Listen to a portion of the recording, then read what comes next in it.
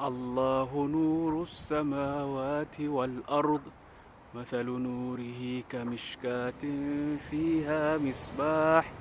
المصباح في زجاجة الزجاجة كأنها كوكب ذري يوقد من شجرة مباركة زيتونة لا شرقية ولا غربية يكاد زيتها يضيء ولو لم تمسسه نار نور على نور يهدي الله لنوره من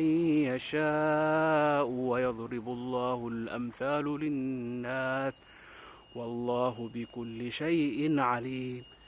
maanta iyo geed kale horey waxaan ugu hadalnay watiini wazaytuun geedka tiinka ah maantana waxa waay wazaytuun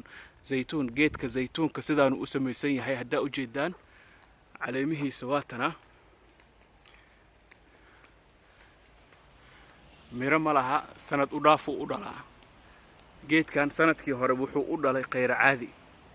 sanadkan waxa waay sanadkii uu miro yar keeni lahaa soo geedka zaytuunka sanad u dhaafo u dhalaa waa geed quraanka lagu sheegay zaytuunatin mubaarakatin la dhahay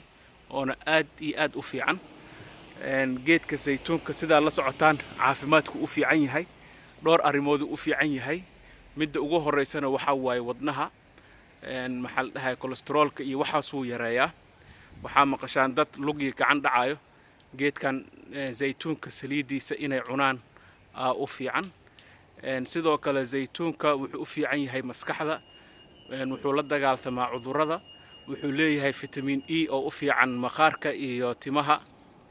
marka zaytuunka waa geed muhiim ah marka su'aasha taalo waxa waaye Soomaaliya ma lagu beeri karaa sida aan maqal ku maqlay ama maqal aan ku maqlay waxa ahayd in afgooya lagu beeray 5 geed waagii hore oo zaytuun ah oo geedihii inay baxeen oo weynaadeen laakiin aysan wax dhalin sababtoo ah wuxuu u baahan yahay wax yar oo qabow ah sidaan maqlay geedka zaytuunka ah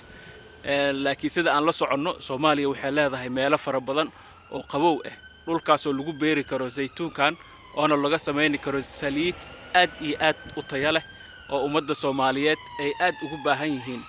wali qaasatan midkiisa extra virgin la dhaho haddana waa geedka quraankana loogu sheegay oo muhiimad xoog leh waa inaan saarnaa sidaan u beeran lahayn haddaanu nahnay Soomaali geedkan zaytuunka ah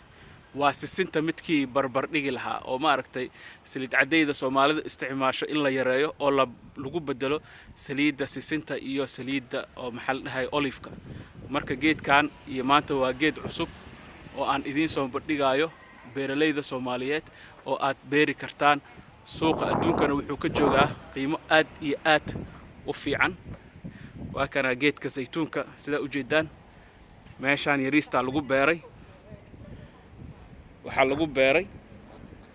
hatta caramo lagu beerin bedbug waxa lagu beeray maxal dhahay meeshaan racid meel la dhahay maxal dhahaa racid wood la dhahaa kan lagu beeray caramo taawanayso sida u jeedaan waa kaas waa geed Soomaalida aad muhiim ugu ah qof walba gurigiisa ku beeran karaa jidadku lagu beeri karaa buurleyda iyo dhulka xoogaa qabowga lehna aad iyo aad ugu baxaa oo ma aragtay saliid aan ka soo saaran karnaa haddaan Soomaalinahay oo ma aragtay dhaqaale fiican laga heli karo dadkeena jiranna lagu daaweyn karo maadaama quraanka lagu sheegay marka intaasaan rabaa maanta inaan idin la wadaago walaalayaasha Soomaaliyeed waa mahadsantihiin wassalaamu calaykum wa rahmatullaahi wa barakaatuh